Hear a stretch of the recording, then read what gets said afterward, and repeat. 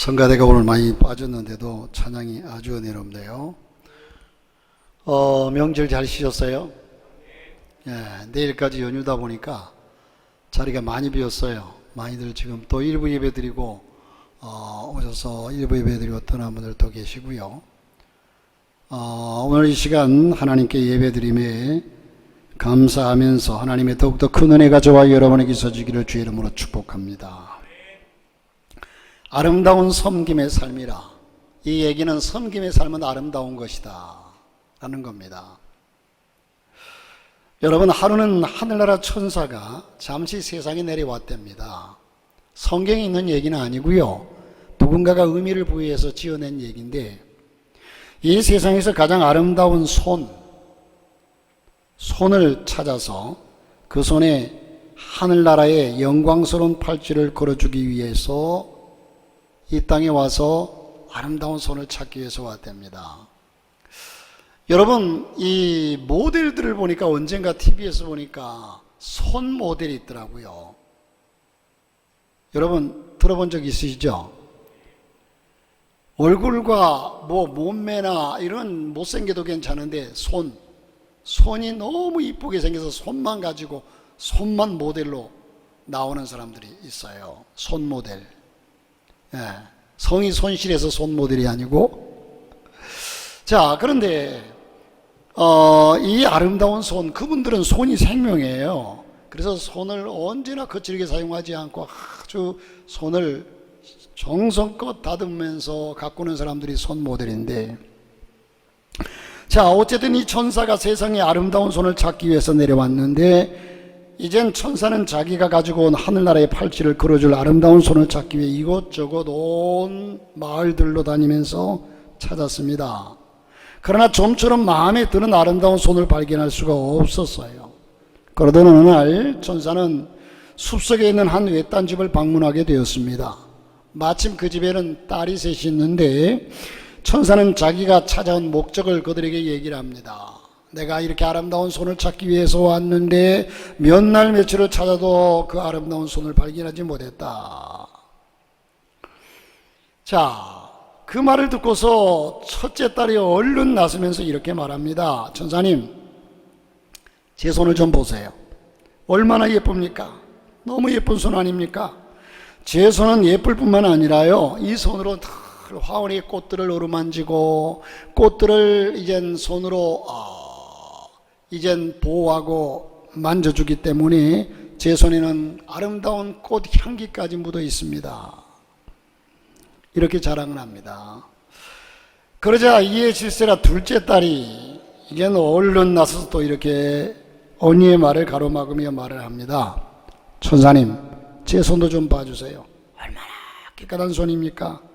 저는 제 손에 먼지 하나만 묻어도요, 빨리 흐르는 물에, 맑은 물에 가가지고 시냇물로 제 손을 깨끗하게 씻는답니다.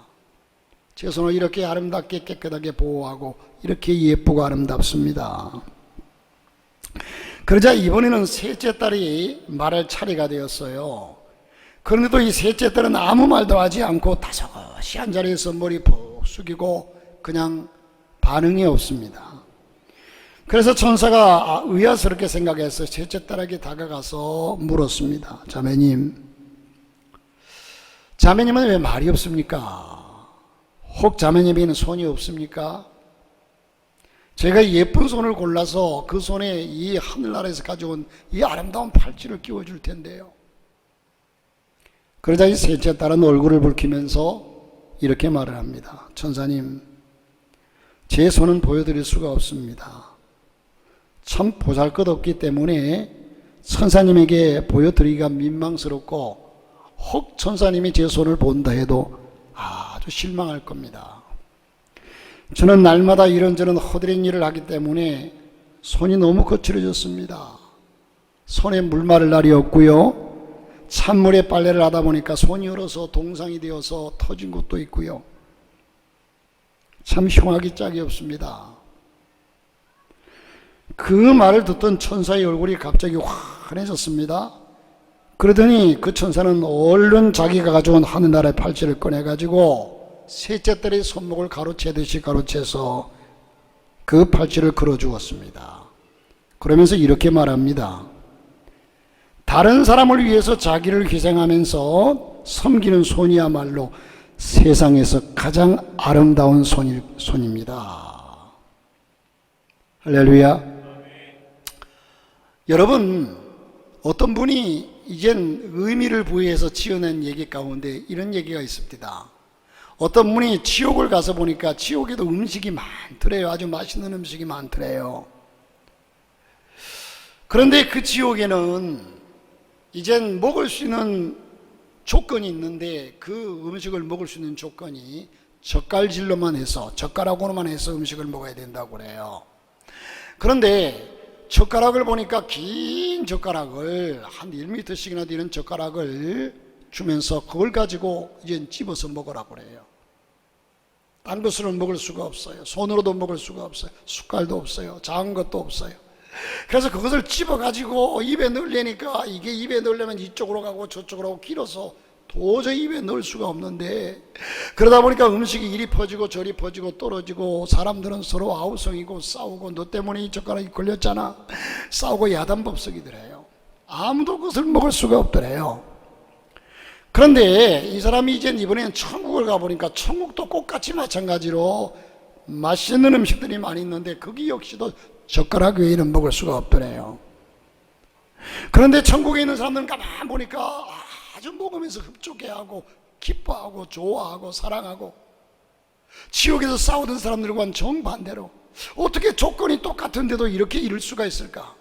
지옥에도 똑같은 맛있는 음식, 천국에도 맛있는 음식, 지옥에도 젓갈로만 먹어야 하고 천국에도 젓갈로만 먹어야 되는데 어떻게 이럴 수가 있을까? 가만 지켜보니까 천국에 있는 사람들은 그 젓갈을 가지고 맛있는 음식을 찍어서 상대방의 입에 다 넣어주더래요. 내가 먹여주니까 저 사람도 나를 먹여주고 서로 상대방을 먹여주더래요. 그러니까 배불리 먹으면서 서로 좋아하고 서로 맛있다고 칭찬하고. 여러분, 예수님은 우리를 섬기기 위해서 이 땅에 오셨음을 우리에게 말씀하는데, 인자에 온 것은 섬김을 받으려 함이 아니라 도리어 섬기려 하고 자기 목숨을 많은 사람의 대성물로 주려 함이니라. 할렐루야. 참, 이 섬긴다는 말은 그렇게도 아름다운데 그 아름다움을 이루기가 그렇게 쉽지 않습니다. 세상에 사람들이 아름답다고 하는 것들은요, 그 아름다움이 이루어지기까지는 참 쉽지가 않아요. 국화꽃이 참 이쁘잖아요. 그러나 한 송이 국화꽃을 피우기 위해 소쩍새는 그렇게도 울었나 보다. 그 비바람을 맞고 그러면서 1년 내내 자라가지고 가을에 아름다운 향기를 풍기는 국화가 피어났잖아요. 섬김이라고 하는 단어가 너무너무 아름답고 좋은데 우리가 이 섬기기가 참 힘들어요. 목사인 저도 여러분을 섬겨야 마땅한데 그것도 쉽지 않고요. 그런데 예수님께서 섬기기 위해서 이 땅에 오셨습니다. 예수님의 제자들인 우리들도 예수님을 본받아서 아름다운 섬김의 삶을 살아야 될 줄로 믿습니다. 자, 여러분, 사도 바울은 오늘 본문에서 우리에게 아름다운 섬김의 삶에 대해서 말씀을 해주고 있는데, 그러면 우리가 어떠한 자세로 섬겨야 할 것인가? 사도 바울은 오늘 본문에서 우리에게 세 가지를 말씀하고 있습니다. 첫째는 우리는 겸손한 자세로 섬겨야 한다.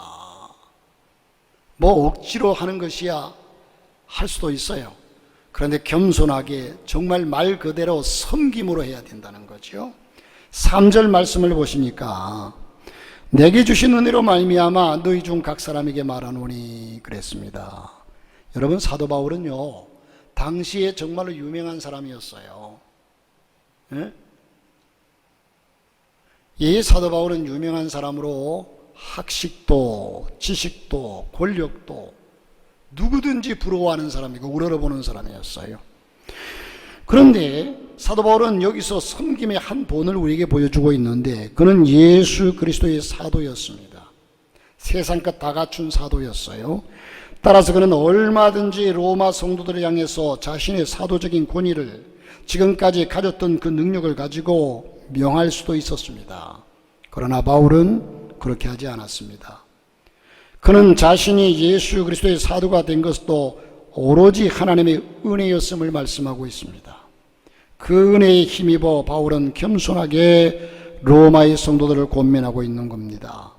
3절을 계속해서 읽어보니까 마땅히 생각할 그 이상의 생각을 품지 말고, 여러분, 내 이치와 내 처지에서의 생각, 그 이상의 생각을 품지 말라고 그랬어요.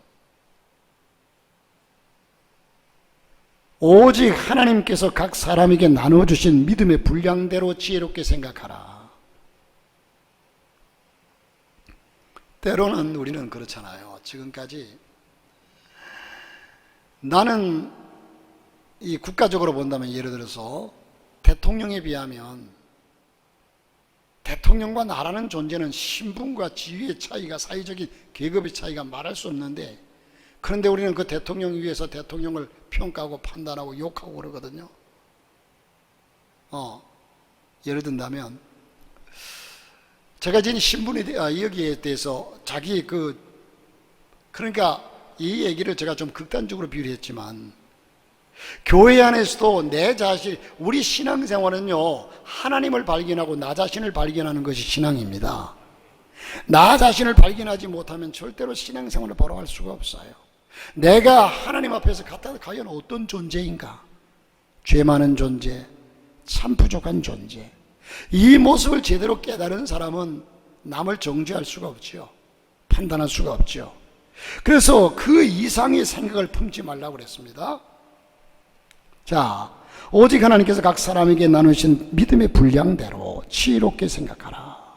겸손한 자세. 우리가 교만한 자세로 다른 사람을 섬길 수 없기 때문입니다. 겸손은 뭡니까? 마땅히 생각할 그 이상의 생각을 품지 말라는 겁니다. 한마디로 좀 속된 표현으로 자기 주제 파악을 하라는 거죠. 자기의 분수를 잘 지키는 것입니다. 한 걸음 더 나아가서 겸손은 하나님께서 우리 각자에게 나눠주신 믿음의 분량대로 지혜롭게 생각하는 겁니다.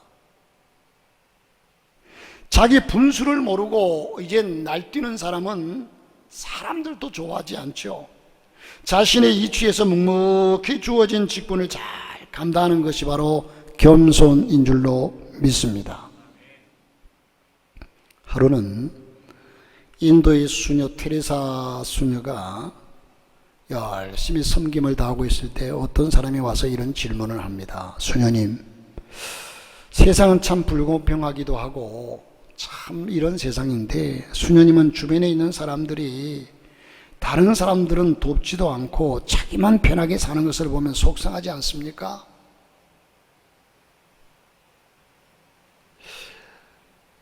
제가 언젠가 어느 주차장 옆에 가만 앉아가지고 오가는 사람들을 보니까, 차들이 그게 이제 다 돼서 차를 타러 온 사람이, 어떤 사람은 담배를 탁 피더니 그게 탁 던지고서 발로 싹 비벼가지고 싹 하면 주위 돌아보고 가버리고, 또 어떤 사람이 희한한 사람이 있습니다. 담배를 피우고 꽁초를 자기 차 바퀴 위에다가, 앞차 바퀴 위에다 딱 올려놓더라고. 그리고서 차 문을 열더니 차를 휘두르고 부르릉 가요. 이야, 참 신기하대요. 자동차 그래서 아마 그 꽁초는 깨끗하게 끄지 않았을까? 안 끄고 불이 붙은 꽁초였다면 어떻게 됐을까 하는 생각도 해봤는데, 별 사람이 다 있어요. 그러면 제가, 아니 저놈들 저럴 수가 있어. 아이고. 그러나 또 한편으로 생각은요, 그래, 저들을 평하지 말고 저들이 버린 것 내가 가가지고 저것을 주워가지고 그냥 말없이 쓰레기통에 넣을 수 있다면 내 모습이 얼마나 아름다울까, 그 생각을 해봤어요. 그런데 목사인 저도 그게 잘 안 되거든요. 때로는 차 타고 가다가 담배를 피우고, 담배 피우는 거 좋죠. 뭐 그 사람 자유고. 그런데 창문, 그것도 차도 벤츠 내지는 뭐 좋은 차 타고 가는 사람들이 창문 싹 열고서 픽 던지고 그냥 싹 가거든요. 그러면 그때 또 뒤에서는 또 가만 못 보고 차를 빵 하거든요. 왜 거기 버렸냐고. 내가 뭔데. 그래서 그렇게 해놓고도 생각하기를, 그래, 저 꽁초를, 수원에 있는 평안교회 목사님이 한 번은 그랬대요. 새벽기도를 가는데 누가 자기 앞에서 차를 세워서 차 꽁초를 밖에다가 두세 개를 탁 버리더래요. 그래서 빨리 가서 차에서 내려 그걸 주웠대요. 끝까지 따라갔대요. 어느 신호대에 차가 서길래 한참 걸려서 내려가가지고, 아유 선생님, 아까 이게 떨어진 걸 제가 주워왔습니다. 이거 선생님 겁니다 하고 줬더니 얼굴이 빨개지고 그걸 받더래요. 그것도 안 될 짓이죠. 그런데 여러분들, 우리 그리스도인은 성경에서 우리에게 얘기하는 건 그 사람들이 버리는 그 잘못된 것들을 내가 주워서, 아무 말 없이 주워서 쓰레기통에 넣을 수 있는 사람이 되라는 거예요. 성경은 그렇게 우리에게 가르치고 있어요. 남이 잘못한 거 정죄하기보다도, 판단하기보다도. 자, 사랑하는 성도 여러분, 우리에게 지금 말씀하는, 그렇게 말씀하고 있습니다. 그래서 이 테레사 수녀가 그 속상하지 않느냐 물을 때에 또 시기심이 일어나지 않습니까? 그때 테레사 수녀는 이런 유명한 대답을 했다고 그래요. 아닙니다. 허리를 굽힌 채 섬기며 사는 사람에게는 위를 쳐다볼 겨를이 없습니다. 남을 쳐다볼 겨를이 없습니다.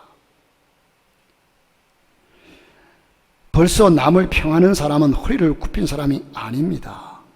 겸손한 자세로 섬기는 사람은 자신과 다른 사람을 비교하려고 들지 않습니다. 자, 여러분, 따라서 속상할 이유가 없다는 거죠. 또 마음의 상처를 받을 이유도 없다는 거죠. 그저 묵묵히 하나님께서 자기에게 나눠주신 믿음의 분량대로 섬기는 일에만 힘쓰기 때문입니다. 이것이 곧 섬김의 지혜입니다. 이렇게 되면 남의 흘린 거나 주워서 쓰레기통에 넣을 수 있다면 사람들은 그 사람을 바보 취급하고, 아이고 거지 같은 사람, 이렇게 취급할까요? 자, 여러분,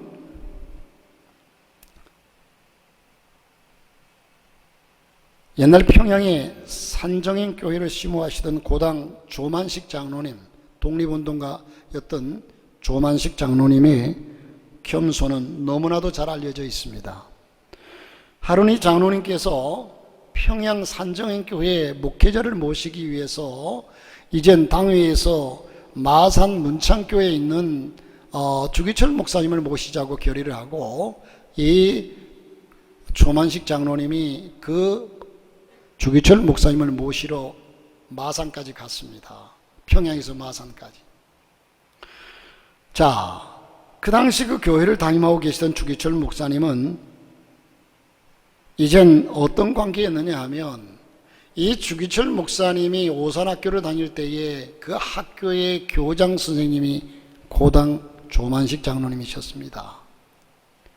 그러니까 장로님이 교장 선생님일 때 이 주기철 목사님은 그 학교 학생이었단 말이에요. 그런데 이후에 이 학교를 졸업하고 신학을 해서 목사가 되고, 이제는 장로님은 영원히 장로님이시고 이 주기철 학생은 목사님이 되었죠. 그런데 이젠 스승인 이 장로님이 그 목사님을 담임 목사로 모시기 위해서 찾아갔다는 겁니다. 사제지간입니다. 그런데도 이 조만식 장로님은 젊은 목사님 앞에 무릎을 꿇고 앉았습니다. 그럴 때에 이 목사님이, 장로님 편히 앉으십시오. 목사님의 말에 장로님은 이렇게 대답했습니다. 당치도 않으신 말씀입니다. 전에는 목사님이 학생이셨고 제가 교장이었습니다만, 그러나 지금은 목사님께서는 하나님의 귀하신 종이 되었고 저는 그 종을 받들어 섬기는 장로에 불과할 뿐입니다. 그러니 편자하라 말씀하지 마십시오. 끝까지 무릎을 꿇고 앉았습니다. 이 조 장로님의 믿음에 나오는 겸손이었죠. 목사님은 장로님의 겸손에 너무나도 깊은 감명을 받았습니다. 그래서 장로님의 권유에 따라서 평양 산정인교회로 이젠 가시게 됩니다. 그리고 여러분이 익히 잘 들어서 아시다시피 예배 도중에 사건이 일어나죠. 어느 주일날 장로님께서 예배를 드리기 위해서 집을 나서는데 갑자기 손님이 찾아왔습니다. 독립운동을 하기 때문에 많은 사람을 만나야 하고, 독립운동이 얼마나 귀한 일입니까? 그래서 잠시 그와 얘기를 나누다 보니까 그만 예배 시간에 늦었습니다. 장로님은 부랴부랴 교회를 뛰어봤지만 이미 예배가 시작되었습니다. 목사님이 설교를 하고 있는 도중이었습니다. 장로님은 조용히 자리를 찾아 앉으려고 이안 두리번거리고 있을 때 그러자 목사님께서 설교를 하다 마시고 장로님을 향해서 이렇게 말했습니다. 장로님, 오늘은 의자에 앉지 마시고 서서 예배를 드리십시오. 나이 많으신 장로님에게, 그것도 옛 스승에게 너무나도 가혹한 처사였다고 생각되질 수가 있을 겁니다. 그러나 장로님은 그 말에 얼굴 하나 붉히지 아니하고 그대로 서서 순종하며 예배를 드렸습니다. 설교가 끝났습니다. 목사님께서 다시금 장로님에게 말씀을 합니다. 장로님, 앞으로 나오셔서 기도하십시오.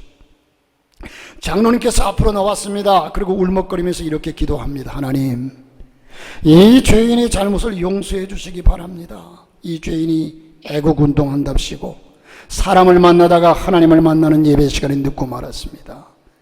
목사님께서 얼마나 마음이 아프시면 설교하려던 도중에 이토록 책망하셨겠습니까?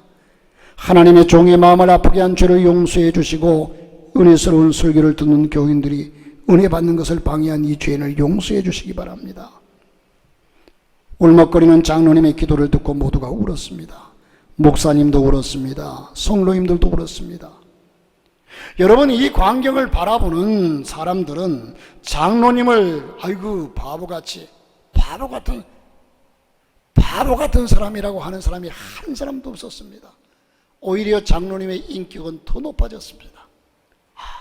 참, 그 스승의 그 제자로다, 그 목사의 그 장로로다, 그 두 사람을 똑같이 칭송했습니다.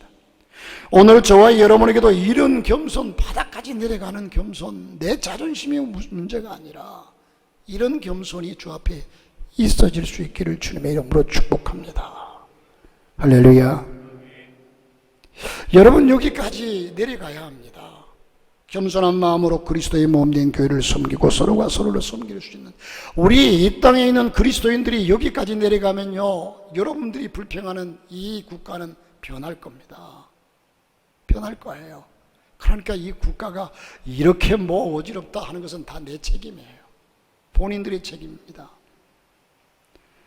바닷물은 여러분 염분 농도가 그렇게 낮아요. 그런데도 바닷물은 썩지 않아요.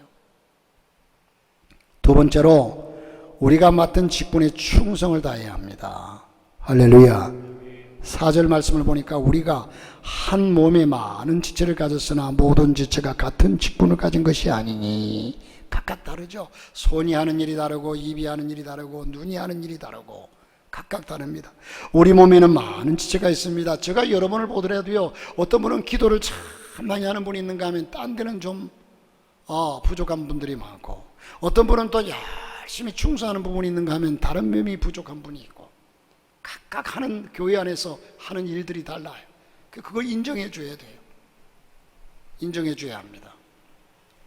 여러분, 우리 몸에는 많은 지체가 있습니다. 그래서 우리가 흔히들 사지백제라고 말씀하지 않습니까? 자, 우리 몸을, 여러분, 진상만 목사의 몸, 그러면 팔다리 않는 이 몸통을 몸이라고 합니까? 모든 전체가 어우러져 있는 나 자신은, 나 육체를 몸이라고 합니다. 거기는 손도 붙어 있고요, 팔다리도 붙어 있고요, 머리도 붙어 있고. 그런데 한 가지 꼭 기억할 것은요, 생각해 보십시오. 여러분, 우리 손에 있는, 몸에 있는 모든 지체가 자기 자신을 위해서 존재하는 게 있습니까? 손만 자기 자신만 위해 존재합니까? 손은 언제나 이 몸을 위해서, 몸의 다른 장기들을 위해서, 여기가 가려우면 머리를 가서 가려주고, 입에 지금 먹을 것이 있으면 갖다 집어넣어주고, 이 손은 자기 자신을 위해서 존재하지 않아요. 여기에 있는 모든 지체를 위해서 필요하다면, 필요한 곳에는 이 손이 언제나 가가지고, 발이 가려우면 발에 가서 긁어주고, 무거운 게 있으면 이 손이 또 들어주고, 자기 자신을 위해서 이 손뿐만 아니라 우리 몸에 있는 모든 지체는 자기 자신을 위해서 존재하는 게 전혀 없어요. 눈이 눈 자신을 위해서 존재합니까? 입이 그렇습니까? 입은 아프지도 않나 계속 넣어주고 씹어주고, 모든 것이 상대방을 위해서 존재하는 것이 우리 몸의 지체입니다. 아까 여러분 천국과 지옥을 비유 들어서 말씀드렸습니다마는, 천국은 왜 천국입니까? 같은 환경인데도 언제나 자기 자신을 생각하지 않고 남만 위해서 계속 하니까 행복한 거죠. 여러분, 이걸 알아야 합니다. 교회라는 공동체는요, 교회라는 몸은 그리스도의 몸이라고 그랬어요. 그런데 우리는 지체라고 했습니다. 우리 모두가 함께 모여서 한 교회를 이루었어요. 그러면 우리 모두가 자기 자신의 생각은 다 접어두고 내가 상처받는 것은 네 손이 예를 들어서 이 몸을 위해서 뭔가를 하다가 상처가 났어요. 그러면 이 손이 나 안 할 거야. 이렇게 상처받으면서 내가 왜 해야 돼? 피가 철철 흐르는데 내가 왜 해야 돼? 입에 넣어줄 것도 없어. 머리가 가렵다고 나 안 가려줘. 여러분, 그러지 않아요. 언제나 나 자신을 위해서 절대적으로 존재하는 것이 아니라 교회라는 공동체가 여러분의 가정의 공동체도 그렇습니다. 가정이 모두가 다 자기 자신만을 생각하면 그 공동체, 그 가정은요, 흔히 세상말로 콩가루 집안이 되고 말아요. 서로를 위해서 존재할 때의 행복이 있습니다. 이게 삶의 행복의 비밀이고 진리입니다. 할렐루야. 그런데 사람들은 자기 자신을 먼저 생각하면 행복할 것 같지만 그게 아니에요. 모두가 사는 길 속에 나도 포함되어 있습니다. 다른 사람은 다 죽고 나만 사는 길, 그런 길은 없어요. 모두가 사는 길, 다른 사람이 살아야 나도 살아요. 할렐루야. 다른 사람이 살아야 나도 살아요. 다른 사람 죽이고 나 혼자 못 살아요. 하루는 얼굴에 있는 입과 코와 눈이 서로 간에 시시껄렁한 대화를 나누었습니다. 말 많은 입이 말문을 열었습니다. 야, 나는 음식을 넣어주는 일을 하려고 하고 말도 하는데 왜 너희들보다 맨 아래 위치에 있어야 되느냐. 그러자 코가 이렇게 대꾸합니다. 무슨 소리야? 나는 숨도 쉬고 냄새도 잘 맡고 생긴 것도 오똑하게 잘생겼지만 기껏해야 얼굴 중간 위치에 우뚝 솟아 있잖아. 그러자 눈이 우쭐대면서 이렇게 말합니다. 얘들아, 그런 말들 하지 마. 내가 너희들보다 위에 있는 이유가 다 있어. 내가 없어봐. 너희들은 단 1시간도 답답해서 견딜 수 없을걸. 그러면서 그들의 시선이 불현듯 눈 위에 있는 눈썹을 향해서 쳐다보게 됩니다. 그들은 이구동성으로 온찬다는 듯이 이렇게 눈썹에게 물었습니다. 어이, 눈썹 친구, 자네는 특별히 하는 일도 없으면서 어떻게 우리보다 더 높은 곳에서 잘난 척하면서 뻐기듯이 있어? 그러자 이 눈썹이 이렇게 겸손하게 대답했습니다. 그래, 너희들 말이 맞아. 나는 언제나 중요한 일들을 하는 너희들 앞에서 늘 미안한 심정으로 그저 내 자리를 그냥 열심히 지키고 있을 뿐이야. 사랑하는 성도 여러분, 그냥 내 자리를 미안한 마음으로 내 자리를 지키고 있을 뿐이야. 눈썹이 없어 보세요. 여러분, 눈썹이 있으니까 여러분들이 못 느끼죠. 눈썹이 하나도 없으면요, 테스트를 해보세요. 오늘 가서 제 말이 안 믿어지면 그냥 이걸 싹 깎아버려요. 면도칼로 싹 밀어버리면, 그리고 비 오는 날 나가보세요. 물이 그냥 눈으로 바로 직통으로 들어갈 거예요. 이 눈썹의 역할이 얼마나 중요한지 아세요? 그런데 이 눈썹이 또 참 기가 막힌 것이, 언제나 이 눈썹이요, 사람마다 다른 게 아니에요. 공통점은 이 눈썹이 안에서 밖으로 전부 이렇게 뻗었어요.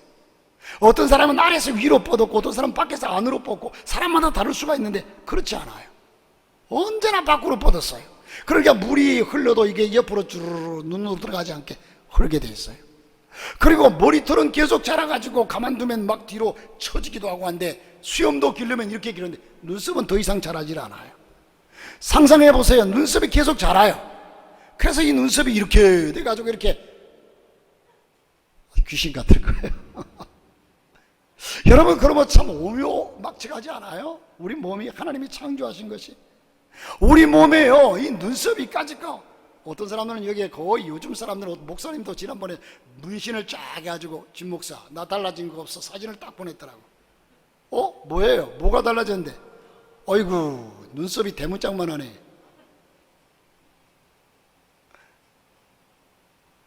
여러분, 우리 몸에는요, 쓸모없는 지체가 아무것도 없어요. 다 필요합니다.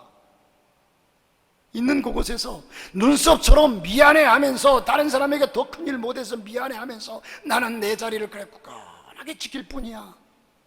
할렐루야. 여러분, 이처럼 우리의 몸의 각 지체들은 그 어느 것 하나 소중하지 않은 것이 없습니다. 다 소중합니다. 하나님이 달란트를 주실 때 5달란트, 2달란트, 1달란트 줬지만 1달란트 받은 종은 부족해서 그런 게 아니라 2달란트 받은 종이나 5달란트 받은 종이나 마지막에 칭찬은 똑같이 했어요. 그런데 1달란트 받은 종은 불평합니다. 교회 안에서 높고 낮은 것이 없어요. 여러분의 직분이 권찰로서 권찰 직분을 잘 감당하는 사람은 잘못 감당하는 장로보다 훨씬 더 복됩니다. 할렐루야. 훨씬 복돼요. 우리 몸속에 있는 심장과 호파를 한번 생각해 보세요. 다른 사람이 봐주지 않습니다. 여러분, 중요한 우리의 몸의 지체일수록 다 숨겨져 있어요. 숨겨져 있어요. 이것들이 정지되면 우리는 죽어요. 여러분들이 그냥 머리에 멋내기 위해서 머리를 뽑고 자르고 그냥 물들이고 야단이지만 심장에다가 여러분 물들여 본 적이 있어요? 드릴 수도 없지만 가꾸지 않아요. 마지막 세 번째로는요, 우리는 서로 협력해야 합니다. 협력하는 것이 사는 길입니다. 5절 말씀에 보니까 이와 같이 우리 많은 사람이 그리스도 안에서 한 몸이 되어 서로 지체가 되었느니라. 한 몸이 되어 한 몸 되시기 바랍니다. 우리 모두는 하나입니다. 다른 사람이 아파하는 부분을 가서 감싸주는 것이 우리 지체지, 그렇지 않습니까? 눈이 저가 자꾸 침침해요. 요즘 이젠 백내장기가 있다고 이게 가서 계속 약을 넣으라고 그렇게 하는데 나중 또 심해지면 치료하면 되겠죠. 그러니까 제가 하고 이 눈이 저 침침해지니까 이 손이 가가지고 약을 넣어주면서 가서 화장지로 닦아주고 또 침침하면 자꾸 만져주고, 그런데 이 손이 아이고 그래 너 잘났다고 그래 폼 잡을 때 알아봤어 이러지 않아요. 상대방의 아픔을 가서 어루만져줘요. 아픈 데가 쿡쿡 찌르면서 너 더 아파봐 그러지 않아요. 이 연약한 부분을 가서 쓰다듬어 줍니다. 이게 공동체의 지체입니다. 가족도 마찬가지입니다. 자, 여러분, 온몸을 이루고 있는 지체는 서로 협력해야 합니다. 몸 안에서 서로 유기적인 관계를 맺고 있기 때문에 예컨대 우리가 팔다리 운동을 한다고 해서 팔다리 근육만 좋아지면 그렇지 않습니다. 우리 몸속에 있는 심장도 튼튼해지고요, 온몸의 혈액순환도 빨리 되고요, 그 결과 우리의 온몸이 튼튼해집니다. 이와 같이 우리 몸속에 있는 지체들은 서로 협력을 하면서 아껴줍니다. 지체들은 서로 유기적인 연관관계를 맺고 있기 때문에 지체가 몸을 벗어나면 안 됩니다. 몸에 늘 붙어 있어야 합니다. 그래야 지체는 그 기능을 발휘할 수가 있죠. 마찬가지입니다. 교회는 그리스도의 몸입니다. 우리는 각 지체입니다. 우리는 교회를 떠나면 안 됩니다. 항상 교회 안에 붙어 있어야 됩니다. 그리고 언제나 제 위치를 지켜야 합니다. 그래야 각자의 기능을 제대로 발휘할 수가 있습니다. 여러분, 미국의 제39대 대통령이 있던 사람이 누구냐? 지미 카터 대통령이에요. 그가 대통령에 출마했을 때인데, 대통령이 출마하면요, 국회의원도 그렇고 다 그렇지만 출마해가지고 선거운동하는 동안에 치열하게 나가 선거운동합니다. 얼마나 시간이 바쁜지 몰라요. 잠자는 시간도 그 미국이란 사회에서 또한 더 그렇죠. 선거 유세를 하기 위해서 전국 방방곡곡을 누비며 돌아다니야 했습니다. 미국은 나라가 얼마나 큽니까? 그러니 얼마나 바빴겠습니까? 그럼에도 불구하고 그는 주일날이 되면 꼭 자기 고향 마을에 있는 작은 교회를 찾았습니다. 수십 년 동안 출석하며 예배를 드렸던 교회에서 예배를 드리고 또 자기가 맡은 주일학교 학생들을 가르치기 위해서였습니다. 하루는 70명이나 되는 기자들이 그를 찾아왔더랍니다. 그가 예배드리며 또 주일학교 학생들을 가르치는 모습을 취재하기 위해서였습니다. 그때 카터 대통령이 기자들에게 이런 말을 했습니다. 저를 찾아주셔서 여기까지 와주신 것에 대해서는 감사합니다. 그러나 다음 주일부터는 여러분이 섬기는 교회에 나가서 예배드리시기 바랍니다. 그리고 여러분이 맡은 직분에 충성을 다하시기 바랍니다. 그렇게 얘기했다고 그래요. 하나님의 예배가 자기의 대통령에 붙고 떨어지는 것보다 하나님 앞에서 맡겨진 사명이 더 귀하다고 여겼던 사람이죠. 그래서 그가 결국 대통령 다 당선돼서 대통령의 직분을 마치고 난 이후에도 어땠습니까? 전 세계를 다니면서 평화의 사도로서. 자, 교회는 그리스도의 몸입니다. 우리 모든 몸된 교회를 이루는 지체들입니다.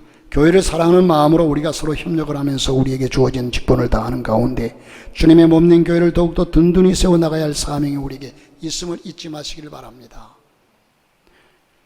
사랑하는 성도 여러분, 예수님은 우리 자신의 몸버려 피 흘려 우리를 섬겨주셨습니다.